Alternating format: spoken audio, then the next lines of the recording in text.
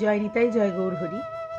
একদিন রামকৃষ্ণ পরমহংসদেব স্বামীজিকে ডেকে জিজ্ঞাসা করলেন, বিবেকানন্দ, আচ্ছা বলো তো, আমরা যে সকলে সুখের আশায় ঘুরে বেড়াই, প্রকৃত সুখ কোথায় লুকিয়ে আছে? বিবেকানন্দ তার উত্তরে রামকৃষ্ণ পরমহংসদেবকে বললেন, প্রভু, আপনার মুখ থেকেই শুনতে চাই, আপনি বলুন। তা রামকৃষ্ণ পরমহংসদেব ঠাকুর তিনি বললেন যে এই জগতে আমরা সুখ খুঁজে বেড়াচ্ছি, সুখ খুঁজতে বেরিয়ে আমরা বড় ক্লান্ত হয়ে পড়েছি, কিন্তু আমরা এটুকুনি জানি না যে সুখ আমাদের মনের মধ্যে এবং মনের সন্তুষ্টির মধ্যে নিহিত রয়েছে। সুখ খুঁজতে গেলে কোনো জায়গায় তুমি পাবে না, তোমার মনের সন্তুষ্টিটাই হলো আসল সুখ। তো ভক্তবৃন্দরা, কেমন লাগলো বলুন রামকৃষ্ণ পরমহংসদেবের এই বাণী, তিনি স্বামীজিকে যে শিক্ষা দিচ্ছেন?